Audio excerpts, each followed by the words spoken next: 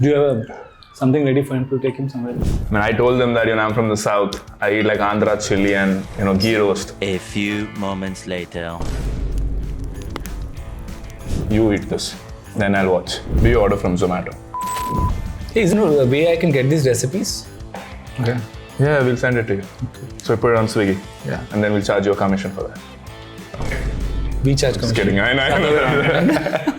Why did you guys decide to go IPO now? And what is the future plan with this IPO? So, Sharan, India is digitally equalized and financially unequal. If you think about us as a employment generator, we'll easily rank among the top 10 in the country. Wow. The thing is, we both have very high tolerance for spice. Okay. I don't think right now the rest of India is ready for food agriculture. It's not needed. I'll tell you the reason. It's not because... Got it. Cool answer. How can you be like this, man? I can't understand. How can you be like this? Is there any quality of Zomato that you would like to incorporate in Swiggy?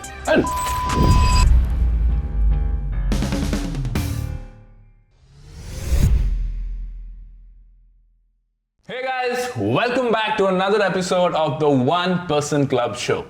On today's episode, we have Mr. Rohit Kapoor, who is the CEO of Swiggy Foods. And we're doing something really different in today's episode. We're not gonna just ask him questions and listen to his answers. We're gonna do that while eating samosas in increasing level of hot chutney.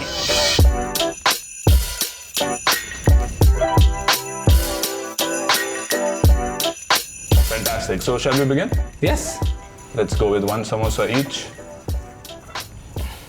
Man, I told them that I'm from the south. I eat like Andhra chili and ghee roast. I don't care about You spice. basically set it up badly for us. Yeah. I was just gonna dip into that. No, just take it. These people need to put more.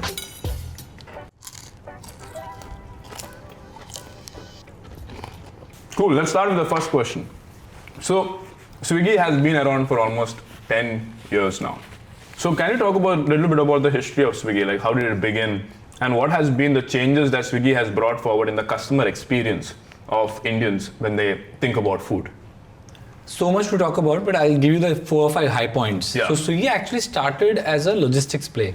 It was a company which Harsha and Nandan, they formed something called Bundle Technologies, which was more or less more on logistics. And quickly, at that point in time, this was sometime circa 2014-15, they realized that maybe this isn't that big a play as they wanted to create. And that's when they pivoted to food delivery. So the first, it went for food ordering, it went live on August 6, 2014. There were no orders that day and everybody was waiting for an order, nothing came. Next day there was an order.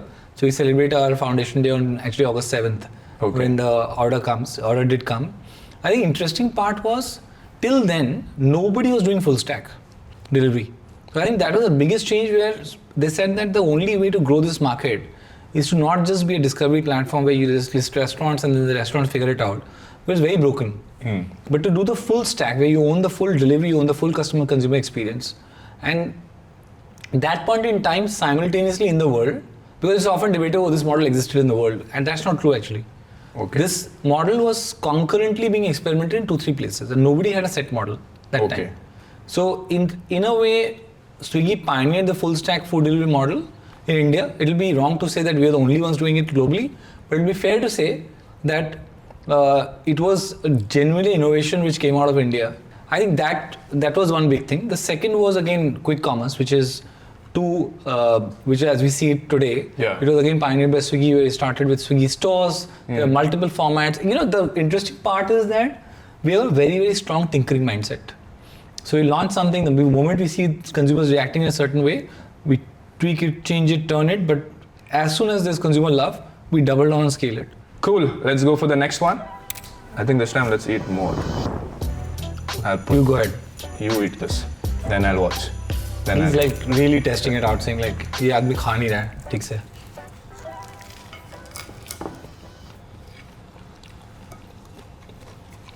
Yeah, this is good. It's nothing, man. No, Nothing. It does hit a little bit, but it's nice. Nothing bad. Not yet. But all this is lined up, huh? Still. Destroyed. Okay, I'm feeling something, but it's nothing. All right, now let's get to an interesting question. What's that one dish from Swiggy that you order the most often and why? Idli. Idli. Every day, practically. Huh. From where? Like you have some When I'm in Gurgaon, I live in Gurgaon. So from Carnatic Cafe or Sarnavan. And if I'm in Bangalore, I love IDC. I love Cafe Amadam. When I can, that part of town, I go to Brahmin. But I love good idli any time of the year. Nice. So for It's me, my comfort food. So I'm from, I lived in Bangalore for almost 7-8 years. So I used to regularly, have that vada sambar dip, which I really miss in Mumbai. But if you had to ask me what is the one dish that I order from Swiggy the most, Which one is it? until last year, it was shawarma. Shawarma. I'm a sucker for shawarma. I just love it. Like I used to order it like 2 to 3 times a week. Cool. Let's go to the next one. I think this could be the turning point. Okay. This will be too much.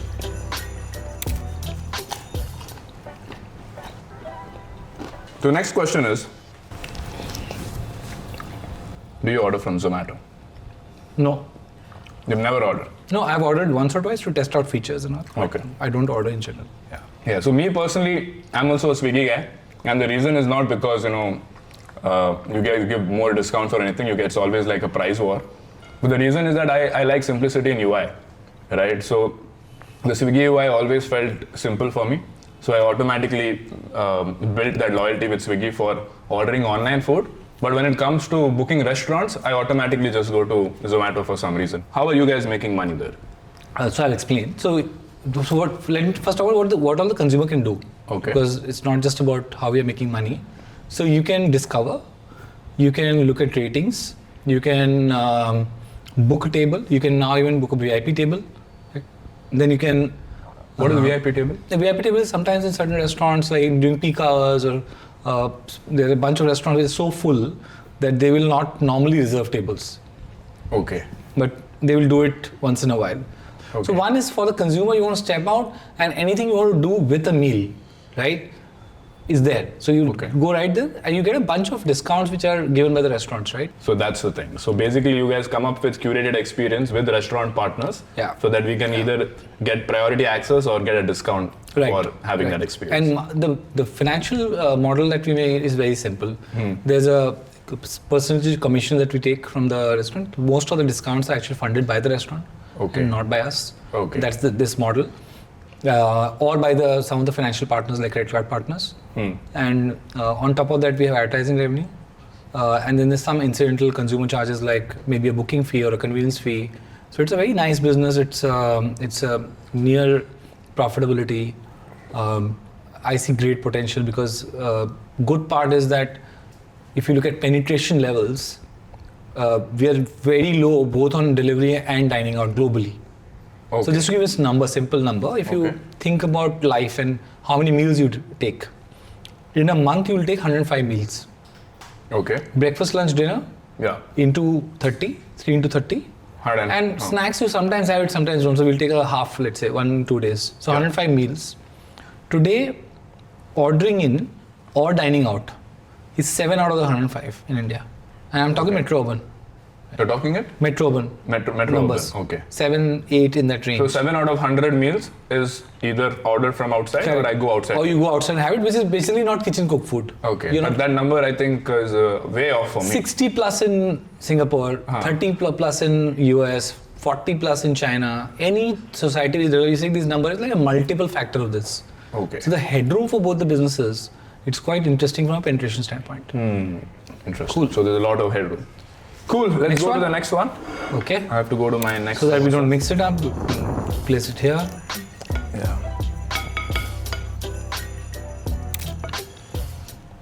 Hey, is there a way I can get these recipes? Okay. Yeah, we'll send it to you. Okay. So put it on Swiggy. Yeah. And then we'll charge you a commission for that. We charge Just commission. kidding. I know. You guys charge 30%, right? No, yeah. It's not that much. Lower than that. Nice. All right. Next question. I think we're slaying it midway, huh? Yeah, I mean the first 4, nothing. No, nothing. So have you noticed any differences in ordering between like tier 1 metro cities and tier 2, tier 3 towns? So, Sharan, India is digitally equalized and financially unequal. Sorry, Right? India? It's digitally equalized and financially unequal. Okay. So, if you think about that girl sitting in Bhilai or Ranchi or any small town in India, he's watching exactly the same reel as a Sobo girl and the South Delhi girl, right? So, in some sense, the aspirations are same. I don't find difference in aspirations on what they want to consume. Like, I went to Bardhaman, which is a small town outside Calcutta, 3 hours out of Calcutta. There are sushi joints there. Okay. It's unfathomable because you will not think about sushi in a place like Bardhaman. But they have seen people eating sushi on Instagram, which is what I call the democratization of culture via Instagram. And I don't want to divide India's eating habits by tier 1, tier 2, tier 3. That's the wrong way of doing it. We are very regional in our thinking. So, for example, a better answer question is saying Punjab is very different from Tamil Nadu. Kerala is very different from even Karnataka, right? Just imagine the sambar wars which go on, right? Whose sambar is better? So, don't you see that I just want to have a follow-up on that. Like in the metro cities and the tier 1 cities, don't you feel like they're more willing to try out like new cuisines? Like they're very open to checking out those Western cuisines? Okay, this again is a framing issue. What is a new cuisine? News of something I haven't eaten. Like something outside of India. Like okay, that way. American cuisine, Japanese cuisine, that kind of stuff. Korean. That too, no, because if you think American cuisine is the most democratic cuisine in the world. What is American? The McDonald's is American origin. Right. KFC is American origin. Correct. All the QSRs you can think of are practically American origin. Correct. Today, but the way people consume is very different. So in a Delhi, if there's a QSR which is open, it'll be a normal thing. People go, it's functional food. You go in, you eat, you move out, etc. It's not like, but in a Sasaram, in Bihar, when that outlet opens, it's a festival. When the KFC opens. It's any of these brands, right? People will take selfies inside. It is a different world. So the way people experience that same food, it's different in different cities. Is very different. It's very, very different. So I think I had a similar experience. So about 10 years back, me and my family used to go to Bangalore for a vacation. I'm from Mangalore city, which is a coastal town in Karnataka. Ice cream, huh? Yes, Papa's ice cream. Great ice cream. Yeah. So we used to go to Bangalore for 3-4 days vacation. We'll see the mall, Garuda Mall, Forum Mall. That's like a big thing for us back then. And along with that, we'll visit a KFC outlet. Correct. And there was no KFC in Mangalore back then. 2 years later, a KFC opened in Mangalore. And then there was like a 40-50 people queue standing outside before the entrance, right? And I still remember that day, like when my dad was standing in queue waiting to get us that KFC chicken. Yeah. This was 10 years back. So you're saying this kind of a thing happens? Still happens. Still happens. In fact, the KFC CEO is a good friend. But yeah, it's the westernization is very strong. It's experienced differentially. Interesting. Cool. Let's go to we have to eat. Yeah. We have to eat. Okay, this time the team has told us to eat more chili and less samosa. So maybe, That's all you can keep. Let's go for this.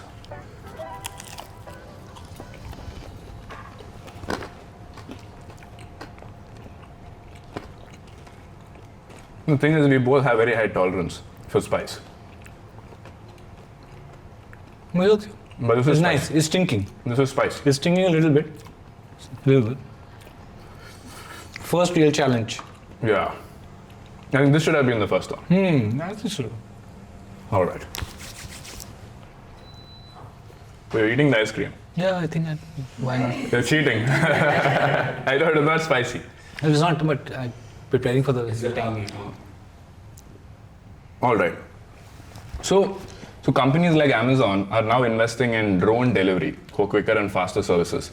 In fact, when I was in the US recently, I'm seeing a lot of these small robotic vehicles, even delivering food to the homes because the cost of labor is really expensive. Where do you think India is when it comes to using robotic technology for delivering of food? Is that going to happen anytime soon? Like drone I think the capability will exist. Okay. Because the technology will exist to do it. Whether it's the right thing to do to use it extensively is still an open question. Yeah. Because I do think the labor equation works well in India, right? Yeah. The second thing is, I think also there is an element of employment generation which is incumbent on us. What I think all the companies that we are creating today, we need to think of our social contribution, and I think the biggest social contribution actually is the number of people who earn because you created something. Right. The second is, in terms of drone delivery, I do think there's a big use case of using drones in disaster zones. So we are working with, I can't disclose the name because we're forming this partnership now, with one of India's largest drone companies, on saying if the Visakhapatnam floods happened, which are a month back. So we did a pilot run there. Or sometimes if the hills, the landslides happen, it's very difficult to reach. So I think the first use case will come from those kind of situations on drones. But you're saying India doesn't need drone-based food delivery anytime soon. I think India needs everything. It's like saying there's no extreme statement here, but India needs everything. But ऐसा कुछ I mean, you guys also are one of the biggest employers in the country. We provide. How many do you guys do you employ? Yeah, not employ, but those who earn on the Swiggy platform is north of 400,000 people.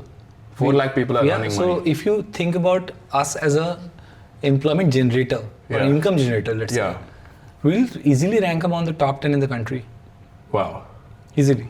This is among your Indian Railways and all of that. Yeah, and some of the salaries of the top percentile of what the delivery partners will earn will rival some of the engineers who are coming out of school. Really? Yeah. Okay, what could they be making per month? The top end will be making north of 40,000 a month. 40,000 a month? Yeah. Interesting. You want to make the challenge harder by not touching the ice cream till 10, the last one? I love ice cream. That's the prime reason I'm telling you. You need to remove it. It's not. All right. Sharan, you good? I'm good. Sharan is a South boy. यार.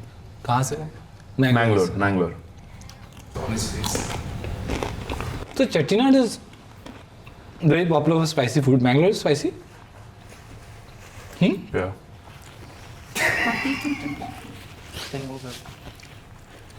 Sharan, this was your idea. Just to be sure. It's not my idea. It's his idea. ये चटनी अच्छी है काफी. इसकी recipe change वो. The hell is this?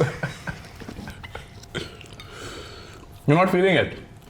Oh, nice. अच्छा. I'm saying it's nice. Chutney It's like death. All right. I can eat, right?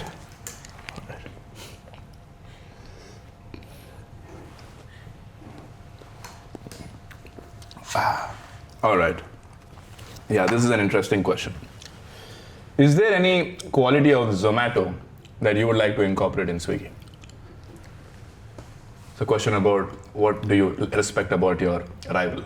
I think lot of respect overall, and in fact, if I may say so, myself and Dipinder has said this in some of his interviews. I do feel that these are the two best internet companies out there, consumer internet companies. We just happen to be in the same sector. Yeah. One way to look at it is like, damn, we are in the same sector. Other way to look at it is like, we make each other better so much, right, by what we do. Yeah. So I think this is one of those very beautiful competitive stories out there. So lot to learn, lot to respect. Yeah. Like, what do you like about them? Like, what are they something that what were they really good at, which you felt like, oh, we should also be like them in that I think aspect? the natural advantage of starting off a discovery platform and having consumers come to them because of that is a legacy advantage which I would wish I had, right? Okay. But we have caught on very fast, and I think we are using a lot of different types of innovation to get past that. Yeah. All right. Cool answer. Are you okay? I'm okay. Will you survive? I can survive. Okay. All right. Let's go for the next one. Huh?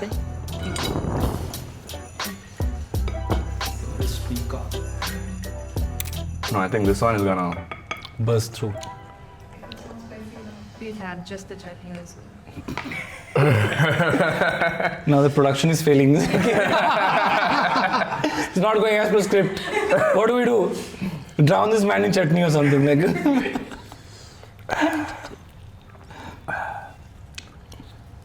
See, Who? Are you going to put all of that in your mouth? Yeah, like this.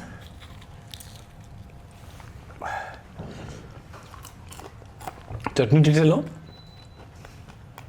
Cheating कर रहा है. ऐसे करके खा रहा है. How can you be like this, man? I can't understand. How can you be like this? There's no change only from the beginning. Recipe चाहिए मैं रोज खाऊंगा तो. All right. Next question. All right. Now let's get to the main question. Okay. The IPO. Like Swiggy's IPO has been the talk of the town for the last 2 or 3 months. Everybody can't get enough of it. You hear celebrities investing in this IPO. So why did you guys decide to go IPO now?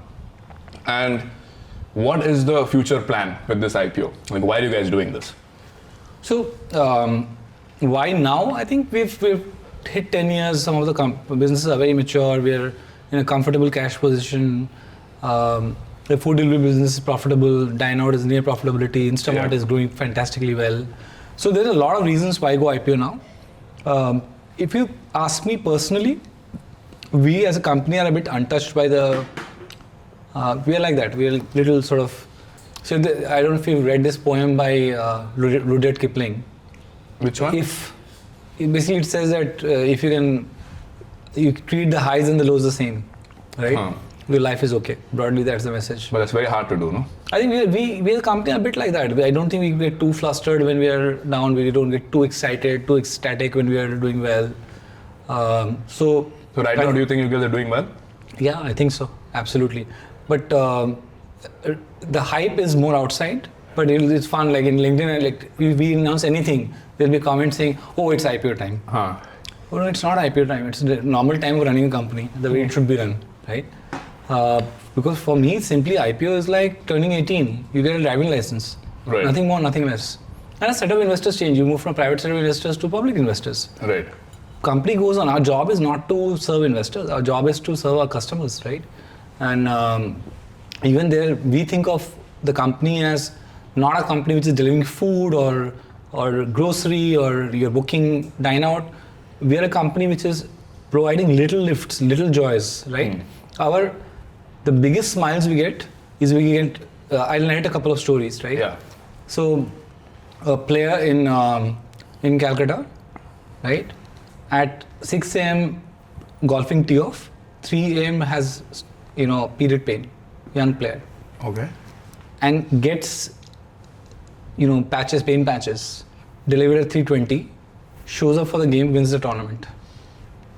I think that's what we want to do, right? Like wherever our consumers are, we want solving to free customer up pain point. Yeah, we want to free up your time. Your time is not well spent. Like if you think about it, and I'm very passionate about it, that today all our changes in the society start from the kitchen. Yeah. For us, and especially the woman in the kitchen, right? I think cooking, buying grocery, etc., should be absolutely a matter of choice, not an obligation. Okay. And we are the business of providing the choice. But with this fundraise, like, what new things are you planning to do? Broadly, I think it's an expansion of the quick commerce business, branding. Maybe some acquisitions at some point. We don't have anything identified right now, but they're very, very standard uses of IPO money that is going to happen. Equally, I personally want to run businesses where we need less and less capital to sustain the business and keep it more profitable and build on from there. So you mentioned earlier that the penetration is very low from a consumer point of view. Yeah, like every consumer, probably in a month, if I have 100 meals, 105 meals, I'm ordering maybe 7 or 8 times. Correct. But in terms of the India penetration of the number of cities, how big is that opportunity still? How much have you captured still? We are in 700 cities today. 700 cities? Yeah. We add about, give or take, 10-20 cities every quarter. Okay. I don't think right now the rest of India is ready for food delivery. It's not needed. The rest of India is not ready for food delivery? I'll tell you the reason. It's not because we think so. It's because you go to that town, which is the 720th town or 25th town. The town or village is a kilometer long. It has 3 restaurants. Okay. People there have time. They walk that street like 5 times a day. Okay. I don't think, just because we're sitting here, imagine that town should have food delivery. Huh. It may have, it'll grow, but then there'll point in time will come when it happens. For us, opening a town is very easy. That's what I was thinking, yeah. We have nothing to do. We just provide, we go to the restaurant partners, get them a restaurant app. Consumers anyway can download the app anywhere and just get started. So for us, I think the vanity metric. The real metrics are quite different. Yeah. So, how do you guys look at growth now? Like, you are like, okay, in these cities only I have to grow. There is food delivery business, there is restaurant discovery business, and then there is the quick commerce business. Right. What is that leading indicator that you keep tracking? What is that North Star metric that you keep tracking, which needs to keep growing month on month or quarter on At a quarter? simplest level is gross order value increase. Okay. But that's at the highest level, because if you go below that, the real action happens in the company. At any point in time, we'll be running 200 growth projects. 200? Growth projects. Okay. Not 2 or 4 or 5. Can you give some examples? I'll give you an example. The way to think about growth in food delivery, for example, you think of Bangalore. You will first think, okay, which are the new areas in Bangalore opening up, right? That's one vector. Who are the new kinds of people coming into town? What do they need as Okay. food? What are people consuming in the premium segment, right? What's the supply there? Is that adequate, right? So there's a lot of different cuts you take. I think there are hundreds of ways to think about growth, like this 10-minute delivery that we've launched. Now that's a valid use case, because when you are hungry or craving, you want food and you want food fast. And Correct. that this whole discussion on whether Indians want things fast was much ridiculed 3 years back. Correct. Everybody ridiculed quick commerce, saying, "Acha, kaun lega, kya hoga?" Today, like, Is it even necessary? It is necessary. And see, I find this dialogue very judgmental. Who are we to decide what's necessary or not? What is necessary to you can be a luxury to me. Correct. Right? So I don't think we judge consumers on what they want. We observe consumers on what they want. When we put something out there, we just observe without judgment, with absolutely no fixated viewpoint on what's right or wrong, on how they're reacting to it. So Are even they the data liking it? judge what you should Data and emotions. It's not just data, it's also emotions, right? Okay. Because data is one thing, of course, repeats and all, but the emotion of what it did, what that service did to that person. Right? So 10-minute delivery can be seen as this is a, use case for metro urban India where people are just acting cool. But no. What about, I always go back to women, because I feel we haven't done enough as a society to create enough convenience for them and reduce the burden of what they carry. Yeah. But just imagine, a woman who has made breakfast for the entire house and now wants a coffee before she leaves the office. Now she can't, because it will take 40 minutes to come. But if it can come in 10 minutes, she can have the coffee. Yeah. I have served someone well. And that's what we live for. Cool. Let's go to the last one. Yeah. Is this sweets we got or chutney, really? What? These sweets or chutney? Kya hai ye? Now you're just trying to make fun of us. But this is it's getting very hard. Yeah. Go for it. Fine, I think I am gonna put everything for you. Dalna baba. Otherwise, I would have Happy? ridiculed my entire team over here. Eat this whole thing. Okay, for the camera.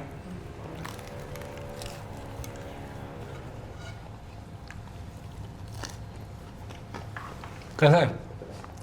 All late होगा? I'm in your office. You may have to help me later, so I'll just let me eat it.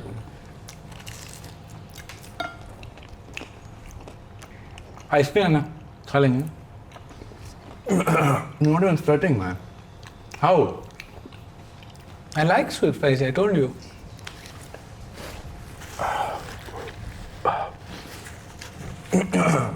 All right. Last question. Guys, जरा शरण को देख लेना है बाद में. Do you have something ready for him to take him somewhere from here? Yeah. Let's get to a very health-centric topic. Like while eating chutney. Because after eating Samosa and samosas, right?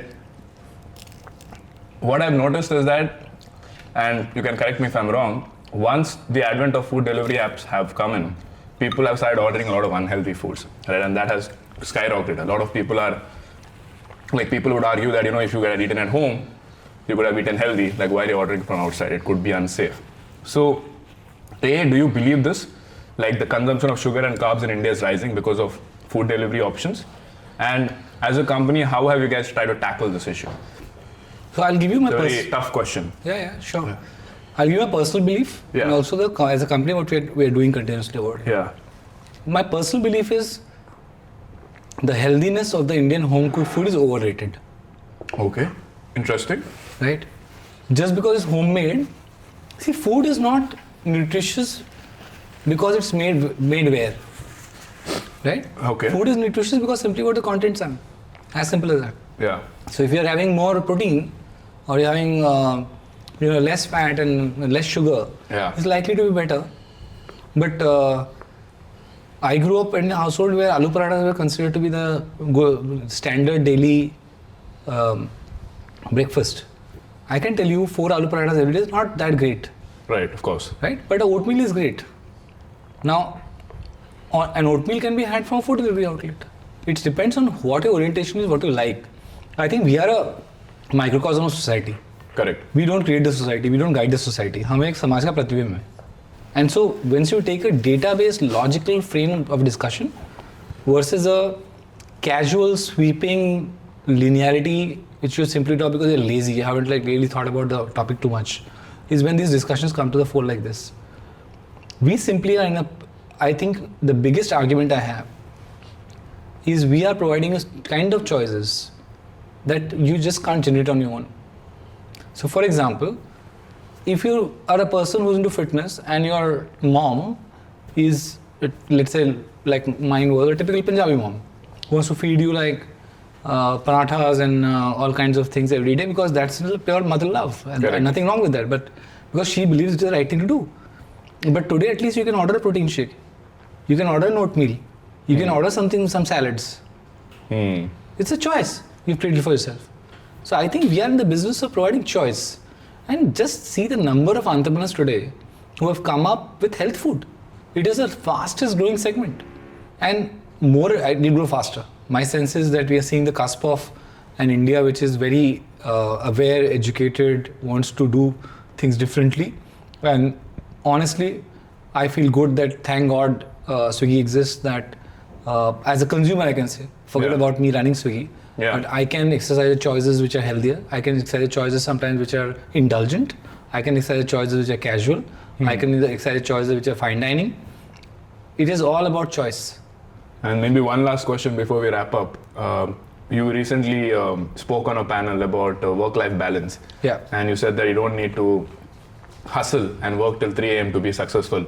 Any insights on that about your own journey, about your own life? Yeah. Because you've had such an illustrious career. How do you look at work-life balance yourself? Yeah. Look, I came from nothing. So it's been a hard slog and struggle, and I worked very hard in my life. And that clip went a lot viral, and I think it created a lot of stir. I must say, I was quite surprised by how viral it went. Yeah. So there are 3 or 4 things I wanted to say. Some of that got present clips, some didn't. So I'm using this opportunity to clarify. Yeah. One is, if you go to a dictionary meaning of the word hustle, it basically means to push somebody unnecessarily, aggressively, and not in a good way, right? I don't know why the term is glorified. Why should I want my organization to unnecessarily push people in the way they don't want to be pushed? Who legitimizes this? At what point in time and why? Just because you use a term and everybody says, oh, this must be the best term. And it becomes fashionable to start using it. And people use it indiscriminately, right? Is hard work needed? Absolutely yes. Is passion needed? Absolutely yes.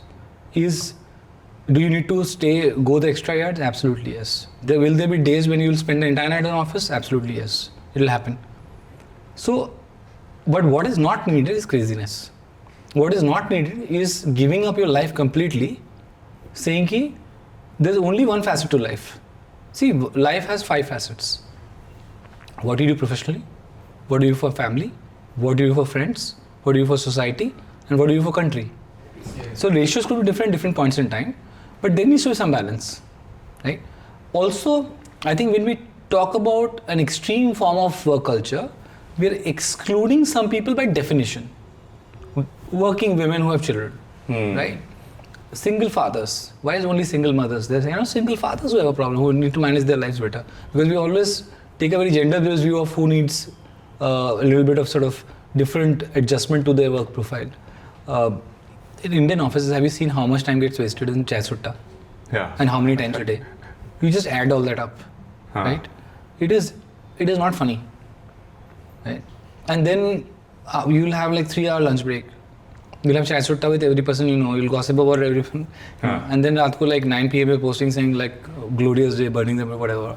That's fun because maybe for you, but not for everyone else. It suits you, do it, right? So like only my simple point is that don't glorify inputs which are inconsistent to reality. Glorify outcomes, glorify great companies, glorify great products, glorify great consumer stories, glorify entrepreneurs who are not crazy about craziness but about products, services, and just building a fantastic company. That was my point. Fantastic. Rohit, thank you so much for spending time with us, for going through all the chutneys without breaking a sweat, literally. And I wish you all the best in your IPO. The whole country is watching and we're very excited. Thank you so much. Thank you. This was fun. Thank you so much.